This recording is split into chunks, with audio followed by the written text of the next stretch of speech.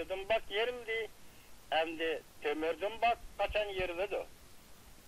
2009 ayının 23. günü BBC Hojintao Prezident Obama bilen görüşkende iki devlet o'rtasidagi nozik masalalarni muvaffaq hal qilish to'g'risida haydakchilik qildi deydigan mavzu ostida xabar tarqatdi. O'xshash bir kunda, ya'ni 23. kuni David Orbiti Hojintao Prezident Obama bilan görüşüp Tayvan Tibet masalasiga chetiladigan, Xinjiang masalasiga chetiladigan masalalar bo'yicha Prezident Obama bilan ochiq yo'q suhbat o'tkazdi. Sarlavlik mavzu ostida Tayvan, Tibet, Xinjiang qatorliq masalalar tarafdan Hojintao Amerika Jungo ikki taraf o'zaro manfaatimizga ko'ngil bo'lishimiz, e'tibor berishimiz va hurmat qilishimiz kerak deb ta'kidladi. Tayvan, Tibetga chetishlik, Xinjiangga chetishlik masalalar jihatdagi ish Jungoning egilik huquqi va zamin butunligiga munosabatli bo'lib 1 milyard 300 milyon xalqning hissiyotini ta'virtadi. Amerika tarafning bir necha qatam bir Jungo siyosati ching turdiganligini, 3 parcha axborotga amal qiladiganligini ta'kidlaganligiga e'tibor bilan qaraylik. Amerika tarafning amaliy harakati orqali ikki qirg'oq munosabatining tinch taraqqiy qilishini qo'llashini umid qilamiz.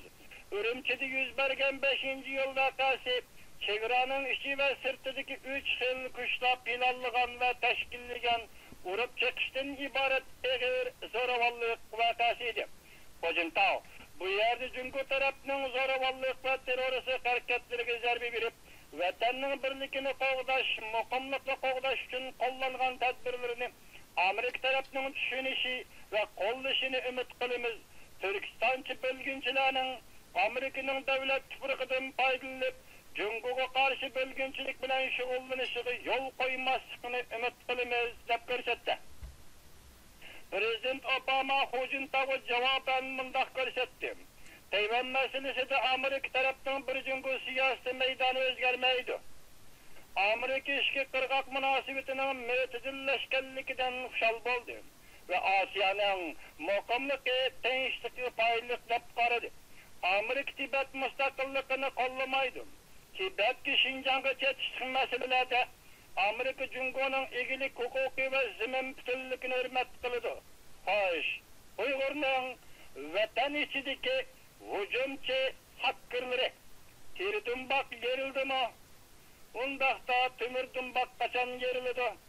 Men yaqinda ushbu radioga so'zlagan so'zimda 4-chi, balki eng muhimi aloqador davlatlar uzun yillardan beri G'arb dunyosi bilan bo'lgan munosabatlarda qo'llangan pozitsiyalarida yumshashga boshlagan bo'lsa, bundaq ahvolda munosabat takrorlarda voqea yuz berganda G'arb dunyosining inkos qaytirishi mo'tadil yoki boshqalarning nazarida pasib bo'ladi deb ko'rsatgan edi. Bugun 23 kuni BBC Hojintao Amerika Jungo ikki davlat o'rtasidagi nozik masalalarni muvaffaq hal qilish to'g'risida haydashlik qildi degan mavzuni ko'rganimda cho'chib ketdim. Hojintao apandi ikki davlat o'rtasidagi nozik masalalarni muvaffaq hal qilishni xohlaydi degan jumlalarni ko'rganda hayron qoldim. Urumchida shu darajada 5-yo'l qirg'inchiligi bo'lib o'tganda G'arb dunyosining so'qqan bo'lib ifoda bildirganligidan hech qachon gumonlanishga bo'lmaydi. Bu sirliq parda oxiri ko'tarildi.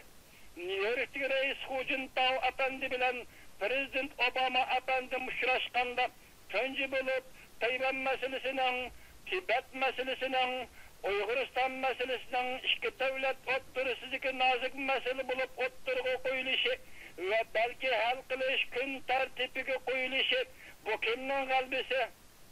60 yildan beri bir ko'zidan yosh, bir ko'zidan qanaqqan ozodlik yo'lida hisobsiz jon va qon bilan bedel to'lagan Uyg'ur millatining va Tibet millatining g'albisi. Ondan tinchlik suyar dunyo allari G'arb dunyosining g'albisi. Ondan axloqiy jihatda dunyoviy mas'uliyatini, odamiygarchilik, insonparvarlik majburiyatini davlatning tashqi siyosati orqali ado qilib, ezilgan millatlarga, mustamlika Allah xalqlariga yordam qulunu sunup kelib atgan Amerika xalqının g'alabisidir.